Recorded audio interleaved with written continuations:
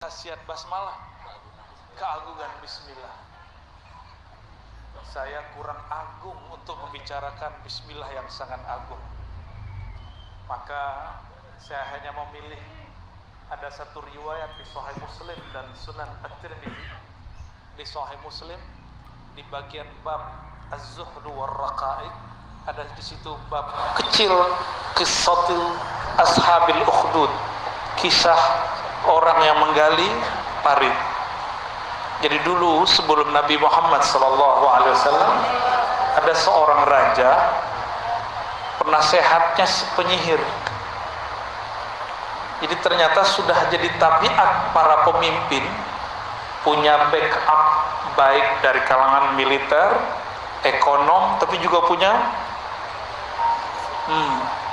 penasehat dari kalangan ahli spiritual. Tapi ahli spiritual dia seorang penyihir. Seorang penyihir. Beda dengan Zulkarnain. Dia punya penasehat Nabi Allah Khidir. Beda dengan Nabi Sulaiman. Dia punya penasehat, punya tim yang kemudian memindahkan istana Bilqis cukup dengan Ismul A'zam, nama Allah juga, Bismillah juga, tapi Bismillah pakai apa gitu. Jadi bismillah itu akan muncul rahasianya dengan berbagai macam rahasia jika ditambahkan setelah nama itu bismillah apa gitu. Untuk jaga diri bismillahirrahmanirrahim yadurru ma'asmi syai'un fil ardi wala fis sama. Untuk meruqyah bismillahi urqiq. Untuk makan bismillah aja cukup. Mau tambah Allahumma barik lana boleh. Itu mau makan. Kalau Buya dulu habis akad nikah, bismillahnya gimana Buya? Ada bismillahnya? Ada. Beda bismillahnya. Apa enggak Bu?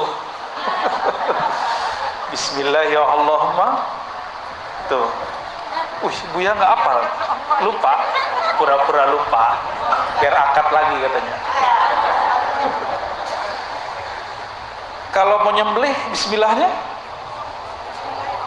Bismillahi Allahu Akbar. Mau tidur bismillahnya?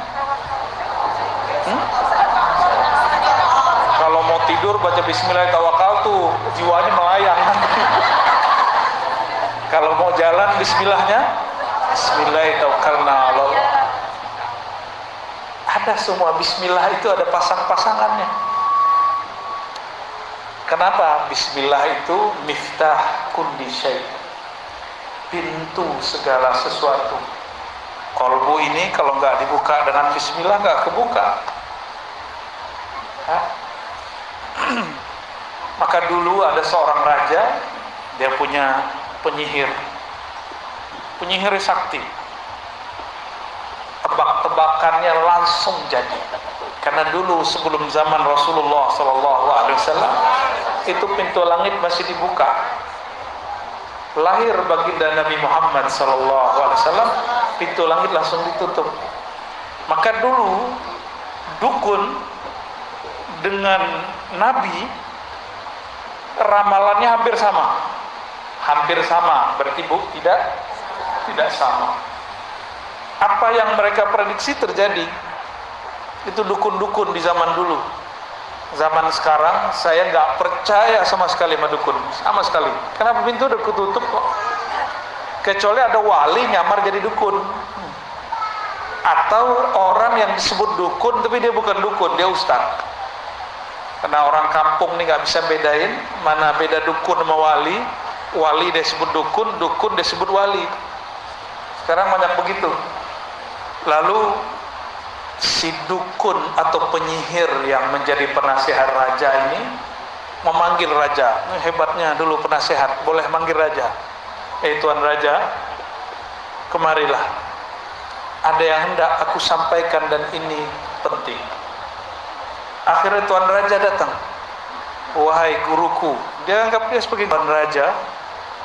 Tubuhku sudah menua. Ternyata si penyihir ini sudah tua. Aku khawatir ilmuku nanti tidak ada yang mewarisi. Lalu aku mati, tidak ada yang mengawalmu, tidak ada yang menasihatimu. Lalu kata si raja, carikanlah, kata si penyihir ini, pewaris untukku anak muda yang berbakat. Maka dia buatlah sayembara, cari pemuda yang berbakat. Dari sekian banyak pemuda, ada satu pemuda yang sangat unik, terpilih menjadi orang yang akan belajar mewarisi ilmu penyihir. Jadi ilmu sihir itu bisa diwariskan, sebagaimana ilmu baca kitab bisa diwariskan, ilmu zikir bisa diwariskan. Walhasil, anak muda ini berangkatlah dari rumahnya, minta pamit kepada ibunya, jadi berangkat pagi pulang sore, pagi pulang sore, begitulah terus. Sampai di tengah jalan ternyata ada seorang kekasih Allah manggil dia. Disebut dalam kitab rahib, seorang rahib. Dulu rahib tidak menikah. Sekarang kalau Buya menikah, Buya jangan menikah. Alhamdulillah. Dulu rahib ustadz gak menikah. Si rahib ini mengatakan, wahai pemuda, maukah kamu aku ajarkan yang lebih bagus daripada yang diajarkan penyihir? Ternyata si rahib ini dengar bahwa si pemuda ini terpilih. Ini laki-laki anak muda terpilih. Apa kata anak muda? Loh, kalau aku telat datang ke istana, nanti penyihir marah kepadaku. Kata si pemuda. Si rahib kemudian mengajarkan sedikit siasat, bukan bohong. Ini cuma siasat untuk kebaikan dia. Wahai anak muda, jika engkau telat ditanya oleh penyihir, katakan, habasani ahli, keluargaku, ibundaku, ayahku menyuruhku sesuatu tugas. Terus sehingga aku telat datang kepadamu. Si pemuda ngomong lagi, kalau nanti aku pulang, jadi beliau buat MOU, sebelum kamu ketemu penyihir belajar sejenak, sebelum pulang belajar sejenak. Nanti ketika aku mau pulang, aku telat, nanti ibuku nanya gimana? Apa kata si rahib? Katakan kepada ayah bundamu bahwa aku banyak tugas dari penyihir. Nggak salah juga tuh, banyak tugas. Akhirnya itu terjadilah, berlalu beberapa hari. Penyihir mengajarkan satu ilmu pakai nama Allah juga, tapi nama Allah yang disimpan oleh iblis. Iblis itu tidak sakti kalau nggak nyebut nama Allah, maka dia sebut nama Allah juga, tapi tambah-tambahan yang aneh. Sedangkan si rahib juga mengajarkan nama Allah, tapi di hadis dirahasiakan nama Allahnya. Di suatu perjalanan, lagi ramai-ramai, ya, di perjalanan dia berangkat, dia mulai bingung yang benar rahib atau penyihir, karena ketika dicek dua-dua ilmunya bekerja. Dicobain, wah, kok semuanya berefek, berarti orang ini, anak ini sangat berbakat. Ketika mereka berkumpul, orang-orang di kampung berkumpul, di kota berkumpul, tiba-tiba ada satu binatang masuk ke kampung. Dia lagi bergumam, mikirin, guruku penyihir, guruku rahib, ikut siapa? Sampai pusing kepala dia. Ketika semua orang berkumpul dan menjerit, ada yang masuk ternyata al-asad. Di dalam bahasa Arab al-asad artinya singa. Singa itu berbahaya, buas. Semuanya berteriak kecuali dia baru kaget. Melihat ada singa, dia kemudian maju. Jadi pahlawan. Ternyata dia maju bukan jadi pahlawan. Dia ambil batu, dia lagi ngecek ilmu siapa yang lebih manjur. Apa kata dia? Yang pertama mengajarku bukan penyihir tapi rahib, karena sebelum ketemu penyihir ketemu rahib dulu. Kata dia, ya Allah, jika ilmu yang engkau ajarkan kepadaku melalui si rahib itu lebih hebat, afdal, dia nggak bilang lebih benar, lebih hebat daripada ilmu yang diajarkan penyihir, berarti ilmunya benar dua-duanya. Cuma ada yang lebih sahih, ada yang tidak sahih, ada yang lebih mulia, ada yang tidak mulia. Maka dengan batu ini ya Allah, matikanlah singa yang mengganggu penduduk. Dia ambil, dia baca doa bismillah yang diajarkan oleh si rahib. Bismillah ada tambahannya, cuma sayang bismillahnya apa nggak disebut. Jadi ini nggak bisa diajarkan ke bapak ibu, ke buya ya, ke ajengan. Cuma ini rahasia, saya nggak boleh ajarkan. Ada sir yang sudah menyebutkan, itu dirahasiakan. Karena nanti efeknya bahaya. Nanti ada orang asik nanti berubah jadi dukun. Awalnya jadi rahib, lama-lama jadi dukun. Dia lemparlah, baca bismillah depannya, setelahnya titik. Dia lempar. Faramal asada faqutila. Lalu dia melempar batu kepada singa. Singanya kena, nggak tahu, belum kena barangkali sudah jatuh duluan singanya. Itu bahasa singanya sudah jatuh. Sebenarnya bukan batunya yang mujarab, bismillahnya yang mujarab. Mati singanya, kaget. Semua penduduk tadi melihat, oh bukan penyihir, bukan pula rahib, tapi anak muda yang dia terpilih. Melihat seperti itu, besok dia mau berangkat, datang lagi ke rahib, setelah ke rahib berangkat ke penyihir. Di perjalanan gosip menyebar, ada anak muda sakti punya guru, satu master kegelapan, satu master cahaya. Berarti dia yin yang ya. Anak muda ini didatangilah oleh orang-orang. Ada yang bawa anaknya penyakit kulit, ada yang buta, ada yang lumpuh, dibawa semua. Dia cuma usap bismillah, bismillah. Ada yang bismillah diludahi. Ada yang nggak sempat pergi dulu, saya mau jalan. Pegang doang sembuh. Ramailah pasien si anak muda, tapi dia tidak minta tarif. Cuma orang mengatakan, kamu sembuhkan anak saya kasih hadiah. Kayalah dia. Kabar ini sampai kepada raja. Raja senang awalnya. Wah, sepertinya murid penyihir sudah sukses melewati gurunya sang penyihir. Kayak cerita Harry Potter ya. Beda. Ini ceritanya di Najran. Cerita ini pernah terjadi di Najran, ya, masih di daerah Jazirah Arab. Dipanggillah oleh raja, dikirlah oleh raja, si pemuda ini mengamalkan zikir yang diajarkan, bacaan mantra yang diajarkan oleh penyihir. Ternyata tidak. Saya pernah belajar, saya kira orang itu ahli zikir, ternyata penyihir. Yang diajarkan zikir aja kan. Tapi semenjak saat itu, detik itu saya mengamalkan, tahu-tahu kuntilanak mendekat. Ternyata orang ini punya piaraan kuntilanak. Dia kalau ada hajatan dipanggil kuntilanak. Sengaja bikin rusuh nanti supaya orang takzim ke dia usir kuntilanak. Ya anak buahnya.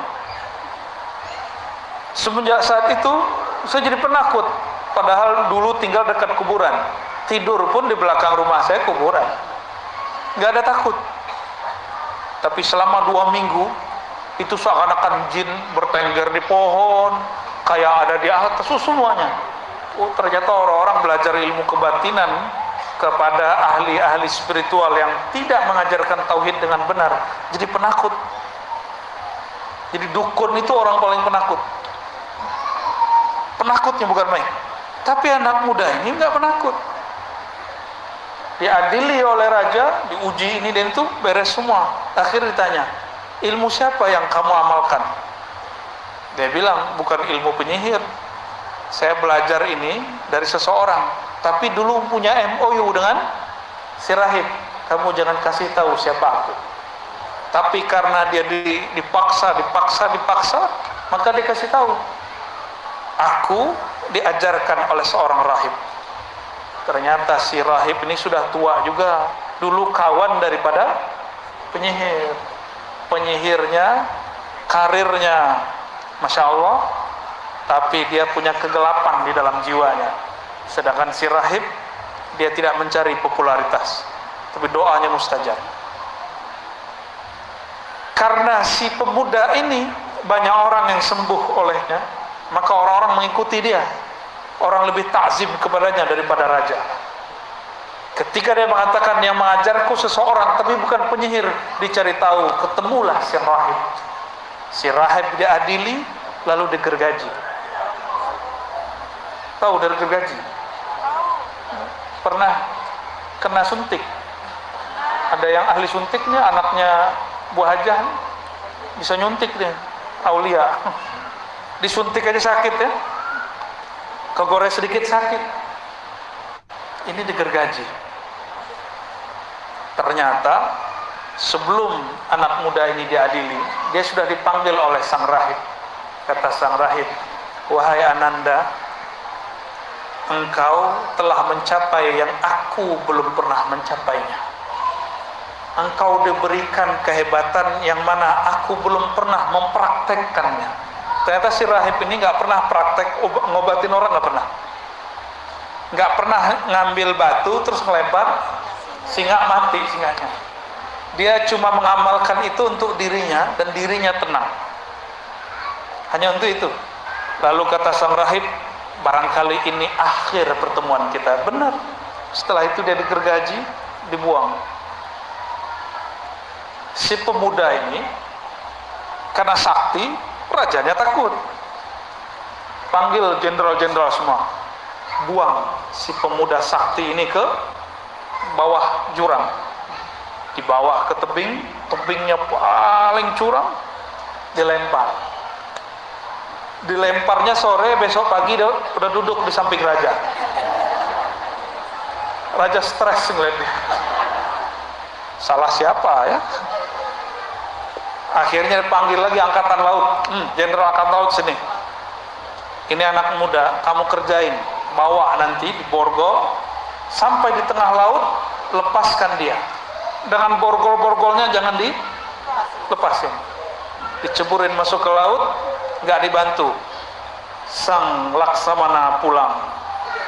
Tapi Laksamana sampai di istana, di pintu istana ada dia lagi stres juga jenderalnya. Dibawa lagi ke raja. Anehnya, ini pemuda nggak lari. Ini hebatnya ini ya pemuda. Nggak lari, dia punya target. Dia ingin mengalahkan Tuhannya sang raja. Ingin kemudian mempermalukan raja dengan semua kejahilannya, supaya umat kemudian tahu siapa dia. Walhasil dia diadili lagi. Raja kemudian berkalam banyak. Terus dia bilang, si pemuda, wahai Tuan Raja, nggak usah repot-repot bunuh saya. Saya tidak akan mati. Inilah asal muasal ilmu debus. Ini asal muasal ilmu. Berarti debus itu bukan ajaran sihir. Debus itu aslinya karomah para aulia.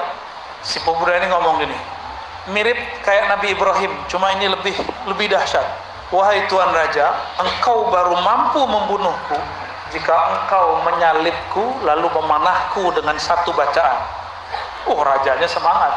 Hanya engkau yang bisa memanahku, tapi dengan satu bacaan yang nanti aku bisikkan kepadamu. Kata si raja, oke, besok pagi dia disalib. Jadi dulu biasa orang-orang yang mau dihukum disalib. Jadi itu bukan ajaran Kristus. Itu memang sudah kebiasaan orang lama. Tahanan-tahanan orang jahat, orang-orang yang dibenci oleh penguasa, dia kemudian disalib. Setelah disalib, dia kemudian ngambil panah si raja ini, lalu membaca yang dibisikkan malam tadi kepadanya. Tolong kamu hafalkan ini, kata si anak muda. Hanya kamu yang boleh membaca ini, dan yang mujarab baca ini, yang lain tidak. Panglima tidak, jenderal tidak, para jurid tidak. Karena semua kesaktian mereka itu di bawahku semua. Lebih sakti daripada panglima dia. Maka dia ambil panah yang paling bagus, diarahkan ke jantung si pemuda.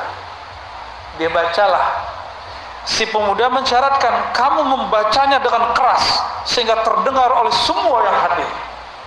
Dia bacalah Bismillahi Rabbi hazal ghulam. Ada yang tahu artinya? Selain Buya dan Ajengan. Bismillahi, dengan nama Rabbi haza ghulam, pemuda, dengan nama Allah Tuhan yang disembah oleh anak muda ini. Melesat kena janggungnya berisikan nama Allah, tidak akan tembus kecuali panahnya diisi dengan kalimatullah. Tembus, benar-benar tembus, dan dia mati. Disitulah kemudian datang Perdana Menterinya. Wahai Tuan Raja, engkau telah dikalahkan 3 kali lipat. Maksudnya apa? Pertama, engkau dikalahkan dengan kalahnya penyihir, kalahnya si singa. Yang kedua, engkau kalah karena banyak orang sembuh oleh si pemuda. Yang ketiga, engkau kalah, engkau telah membaca nama yang disembah oleh. Itu semua yang hadir langsung bertobat kepada Allah, bersyahadat dan mengatakan, kami bersaksi menyembah Tuhan yang disembah oleh pemuda ini. Itulah semuanya bergetar di tempat itu. Apa sikap raja? Sang raja udah tahu kebenaran, tapi dia masih tolak. Itulah sombong. Sombong itu ciri-cirinya tahu kebenaran dia tolak. Gengsi. Sudah lama dia jadi Tuhan. Apa dikatakan, semua Algojo disuruh gali parit, siapa saja yang tidak mau kembali menyembahku maka akan dikubur hidup-hidup. Itulah yang diceritakan dalam surat Al-Ukhdud itu, Qutila ashabul ukhdud, ya, tentang parit. Itu kejadiannya. Dan di masa Sayyidina Umar dapat kabar dari gubernurnya di daerah Najran bahwa di situ ada kuburan. Si pemuda tadi dikubur biasa, sedangkan si raja nggak tahu, ya, matinya nggak jelas. Tangan si pemuda ini nggak pernah hancur. Betul, jantungnya tertusuk tapi badannya tidak pernah hancur. Bumi sayang kepadanya. Tangannya ketika digali keluar masih utuh dan berdarah segar. Diusut-usut ketemulah siapa nama orangnya, ya. Maka Bapak Ibu yang mengasihi Allah, jika begitu orang dulu yakinnya baca bismillah, lalu kenapa kalau kita baca bismillah enggak ada efeknya? Karena membacanya baru di lisan, belum di qalbu. Sedangkan si pemuda ini ujiannya berat. Satu gurunya rahib, satu gurunya penyihir. Tapi dia praktek langsung. Dia kemudian uji coba. Nah, kita ini kurang uji coba aja.